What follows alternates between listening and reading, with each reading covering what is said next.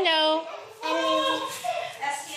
I love you, Daddy. And I love you, Dadu. And I'll never forget the first time I watched this video. There's a little boy. He's about 2. He's super cute. And he has these huge, beautiful brown eyes.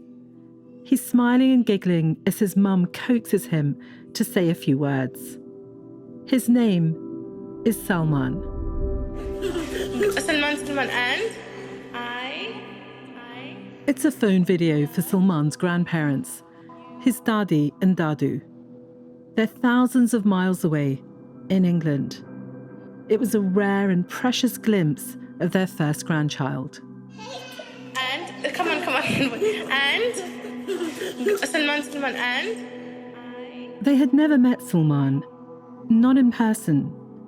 Videos like this one, a few photos, a few phone calls and messages were all they had, and so they treasured them. Salmaan and his mother Aisha, that's her in the video, were in Syria, a country being ripped apart by war. This video was one of the last Salmaan and Aisha sent. Not long after it arrived, the messages stopped. No more videos, no more photos, no more calls. No one knew what had become of Salmaan.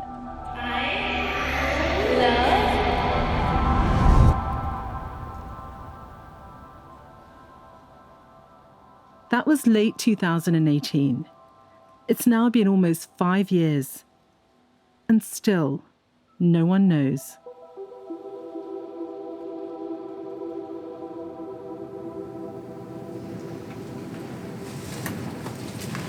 Right, okay, so I'm going to take the vest, the helmet, the ballistic glasses, and the trauma kit. Yeah, that's correct. Right, okay. That's the highest protection you can get. Okay, oh God. Blimey, they are heavy. It's about 2.4.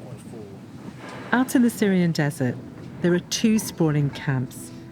Tent cities, surrounded by barbed wire and guarded by armed soldiers. They're remnants of one of the most brutal regimes on earth, the so-called Islamic State, IS, what the world once called ISIS. The terror group was largely defeated in 2019. Thousands of its members were killed. The men who were captured were imprisoned, and most of the women and children were placed in these camps.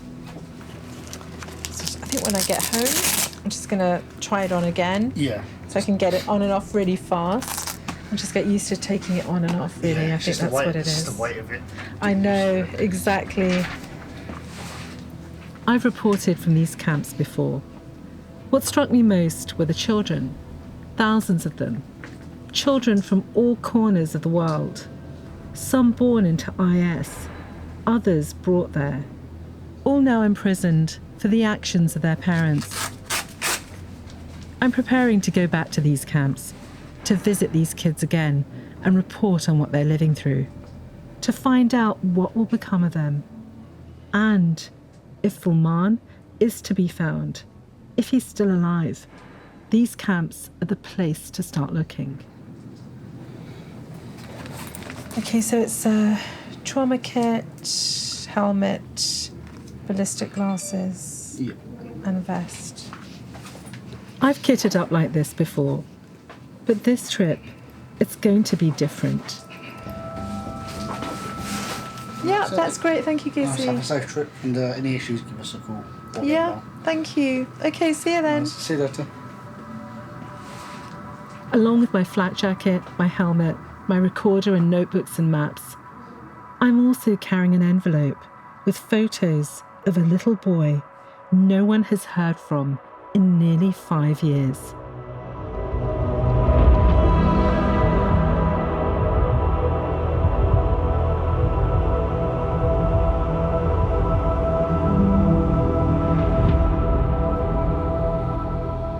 My name's Poonam Taneja.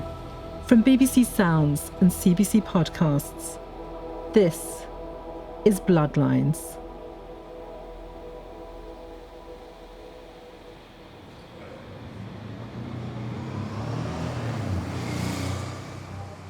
Well, I just want him back home and just to be a normal grandparent to him, to love him, cater for him, and...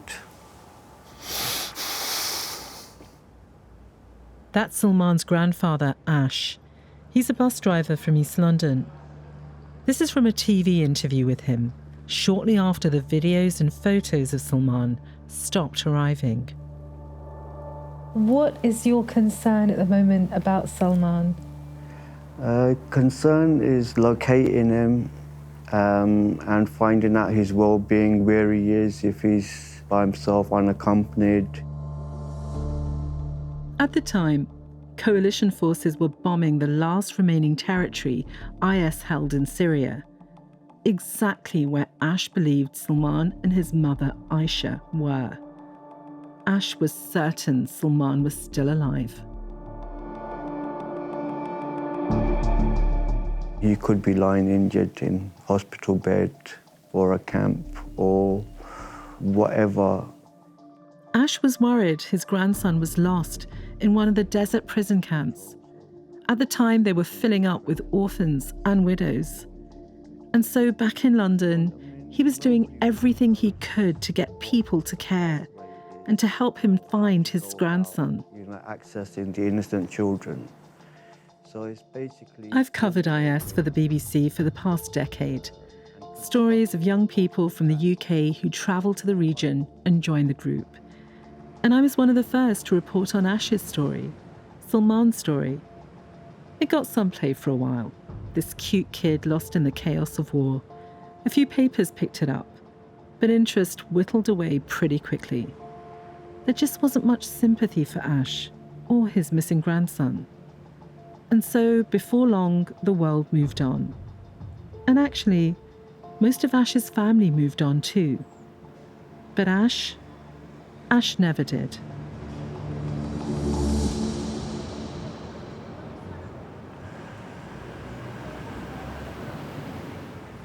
Hey, hi Ash. Hello, Poonam. Nice to meet you again. How are you? I'm good to see you again.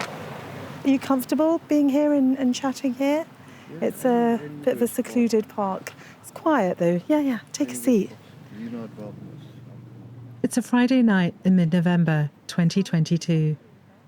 Ash looks older, more tired than I remember. The park we're meeting is cold and eerie.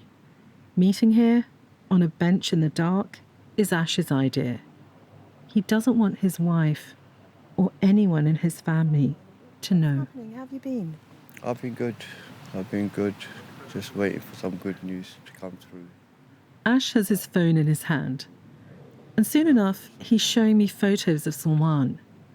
Salmaan in traditional Arab dress, another in a blue t-shirt with a shark on it. He's a smiley, happy kid. But then Ash swipes to another photo. Salmaan's smile is gone. There's a bandage on his forehead. He looks scared and emaciated.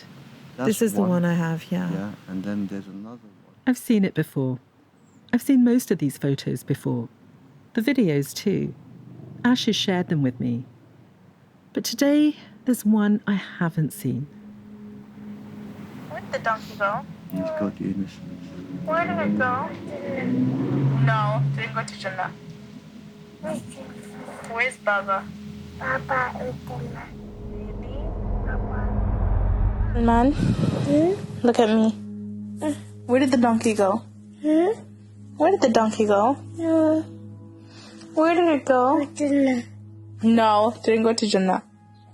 Where's Baba? Salmaan is lying in a cot, draped with a mosquito net. And what he's saying is that Baba, his father, Ash's son, is in Jannah. Jannah is paradise in Islam, the afterlife. Really? Really? Papa Atena, Papa Atena, Papa.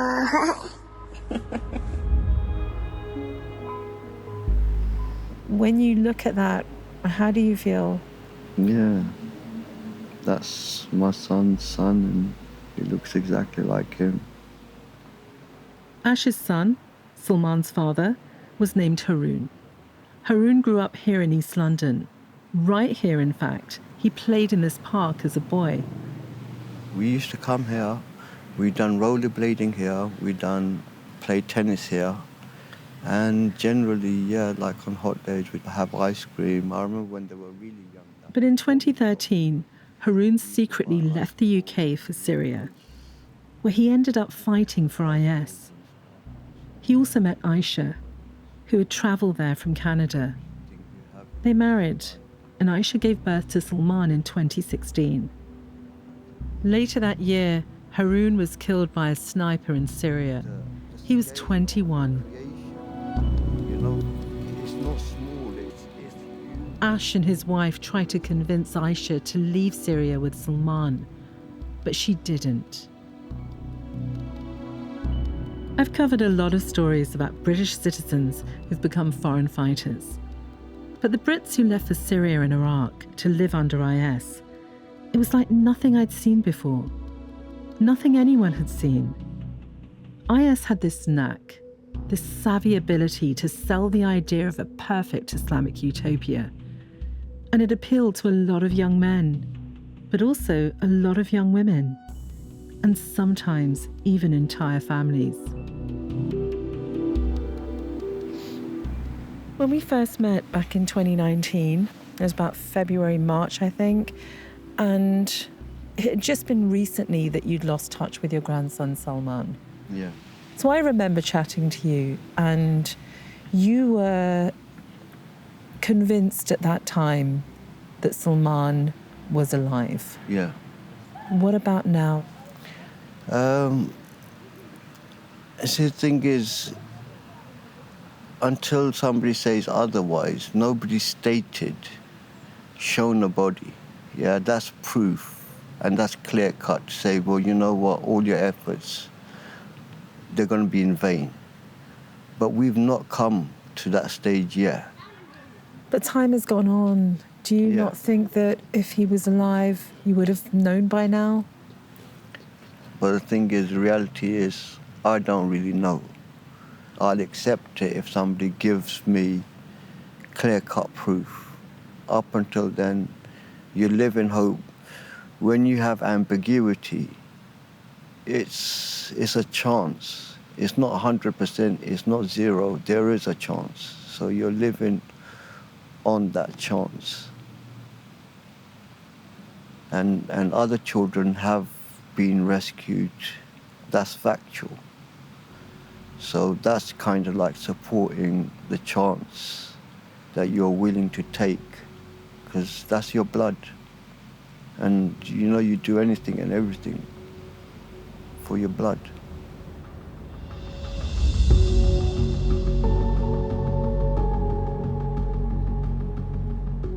There's a detail I should mention. Shortly after Salmaan went missing, Ash's family got a strange text. It said Aisha had been killed. But it was from a woman Ash had never heard of before, a complete stranger. And it was suspicious too because it was encrypted and there were absolutely no details, including no mention of Salmaan. It wasn't nearly enough for Ash to give up hope. He knows that children did survive, even when their parents were killed, and many of them ended up in these camps I'm going to. Some of the women in these camps have even told me they've looked after unaccompanied children, or know women who did. So is it unlikely I'll find Salmaan? Yeah, probably. Is it totally impossible? No. I do absolutely not want to get your hopes up. I really don't. I will ask around. I'll do whatever I can, but it is, and I have to tell you, it's going to be like searching for a needle in a haystack. Yeah. So we'll just leave it at that and just go with the right motivations and do your best, and then we'll just see what comes of it. That's all we can actually do. Because you're willing to go out there, and I'm very grateful. And not too many people do that. So I can't thank you enough. And then we'll see what your efforts bring about.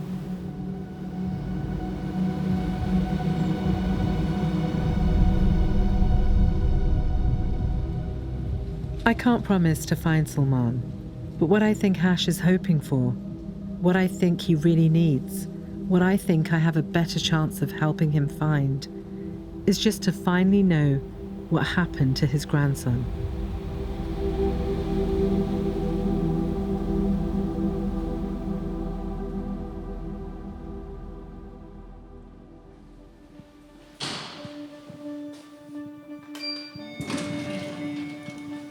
Going up. Please mind the doors. Doors closing. Going up. There are thousands of people like Ash, grandparents whose sons and daughters ran off to live under IS, and whose grandchildren are now in the camps. They're from all over the world: Britain, Canada, Trinidad, Australia, Belgium, China, Tunisia, Sudan. Floor 3. Doors open. I've spoken to a lot of them. There's so much shame and fear within these families, and so little sympathy outside them. So Ash, talking to me on the record, he's an exception. And so is Charlene. Hi. Hi, Charlene. How are you? I'm all right, thanks. Not too bad. You looking good? Charlene Jack Henry is an emergency nurse. She lives on the edge of a council estate in West London. I've been speaking with her for the past few years too. Closer. It'll be closer. So close. So close. Charlene's been cooking her favourite dishes, and her flat smells absolutely amazing. On one wall, there's a photo of Charlene's eldest daughter, Nicole. She's wearing a blue shift dress and long white evening gloves. Nicole looks like a young woman who's going places. But her life took a dark turn. The doorbell rang, and I answered the doorbell, and then it was like 3 police officers, and they said, "Oh, just can we come in?" So they came upstairs, and then they told me that, and they had information that she and the whole family were in Cyprus, and they thought that they were going to Syria. Nicole told Charlene she was moving to Somalia with her husband and their 4 kids. Really, they were on their way to live under IS. She's been gone for so long now. Charlene hasn't seen Nicole or her grandkids in more than 7 years. And today, the day I'm visiting her flat, is especially poignant. I think it just got to me, and that it's another birthday passing. She's 36 years old today. Wow.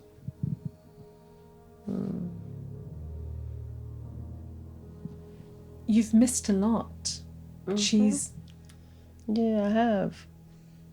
So much, because when she left, she was in her 20s. Now she's in her mid-30s. There are pictures of Charlene's grandkids on her walls too, from when they were much younger. If the tragedy for Ash is not knowing, the tragedy for Charlene is knowing too much. She knows exactly what happened to her grandkids. They're stuck in one of the camps along with Nicole. That's no place for them kids to grow up.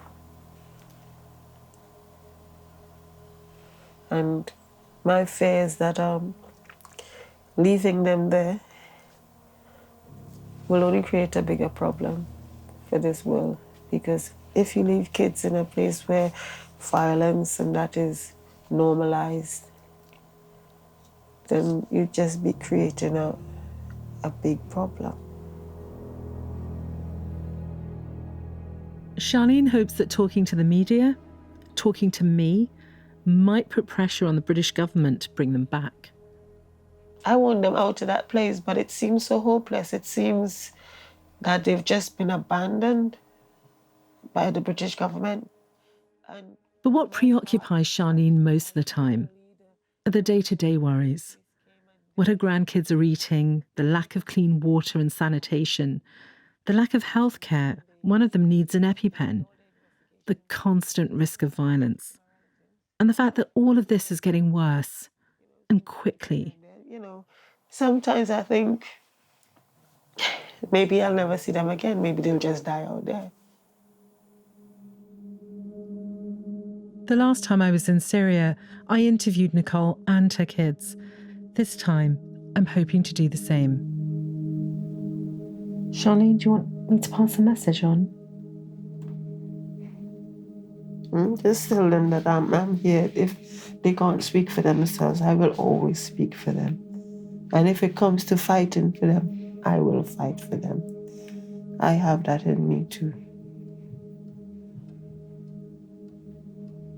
Because it seems nobody else is willing to, but I'll do it.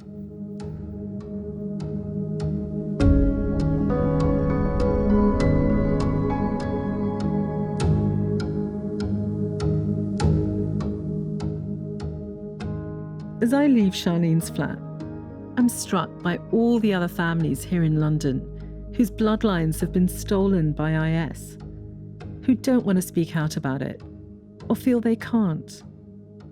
Charlene's neighbourhood was home to one of the group's most brutal cells. That image you have of a masked executioner standing behind a kneeling prisoner, that man was part of a group of men who lived just a couple of miles down the road. Their hostages call them the Beatles because of their British accents. Together they were responsible for beheading several journalists and aid workers. And they came to symbolise the barbarity of Islamic State group.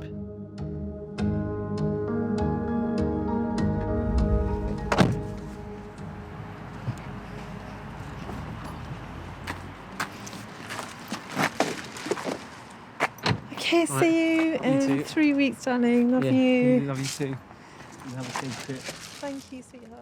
That's one of my boys. It's the night before my flight. I've just reminded him where the paperwork is. That's the euphemism I use for my will. This is one of the hardest parts of a trip like this. Okay, and I'll send you pictures if I can. Yeah, same. And you do the same. Yeah, we'll do. Okay, see you, darling. Take care. Bye. Love you. We have a family WhatsApp group. I'll check in daily and post photos on the road. Quirky stuff, light stuff. But I probably won't speak with my boys for the next few weeks. And I definitely won't tell them about any near misses and skirmishes. It always feels a bit dysfunctional, really, compartmentalising my two lives like this. I call it going into reporter mode. It's a coping mechanism, and it's kicking into high gear in the hours before I fly.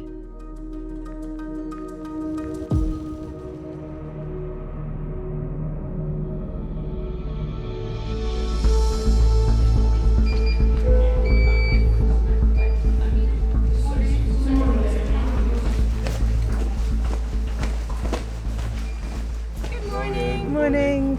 11D is right here. Thank you. And there's still space up there for all your luggage.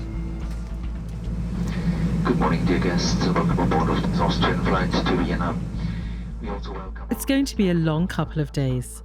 From Vienna, I'll fly on to Erbil in Iraqi Kurdistan. From there, I'll cross the border and meet up with my team in northeast Syria. We'll be there for more than 3 weeks. It'll be me, a local journalist who'll also be our driver, a medic who was once with the Special Forces, so we will be staying in Derik, Al-Malikiya, and my producer, Jawan Abdi. Driving to walk to Hasaka city, which is it's the main city of the province Hasaka, northeast Syria. We will see what is... Juwan's based in Europe, but he's originally from Syria, and he's covered the rise and fall of IS extensively. He's left ahead of me to meet Kurdish security officials. We need their permission to access the camps where children are being held. It's a small team. We need to be agile, and we don't want to stand out. We are now ready for takeoff. Please fasten your seatbelt and pull it tight. Make sure that the back of your seat is in its full position. A few hours later, I touch down in Vienna. I'm checking my phone, and there's a text from Juwan. In the last few hours, Turkey has launched airstrikes into Syria, targeting the Kurdish forces which guard the camps. Hey, Poonam. Hey Juwan, how are you?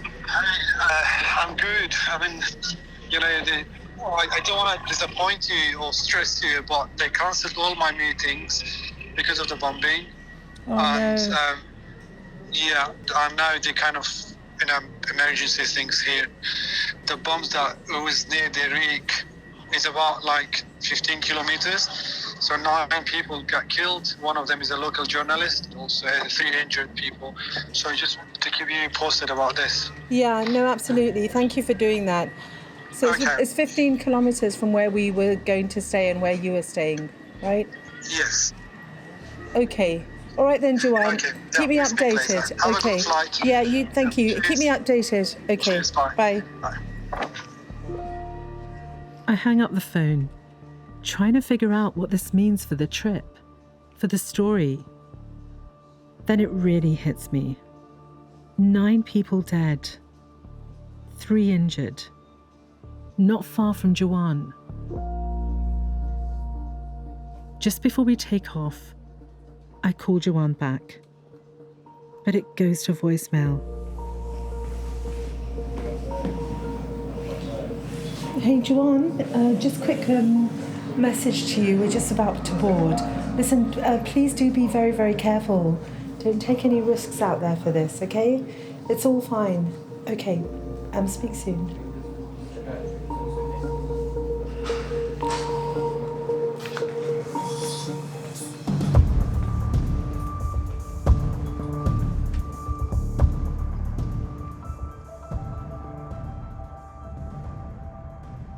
Next time on Bloodlines. It looks like actually hundreds of children are buried here. I'm lost for words, actually. It really is a race against time to bring them back.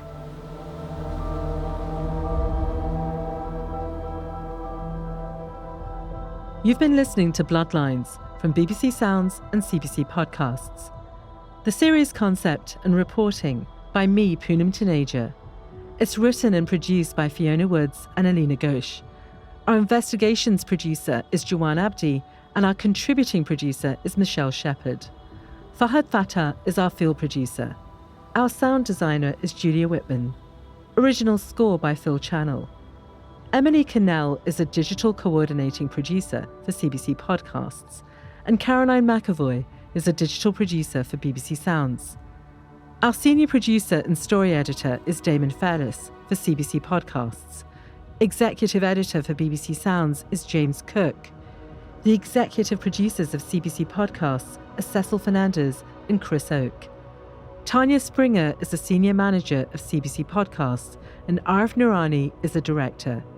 Claire McGinn is the executive director of BBC's Creative Development Unit.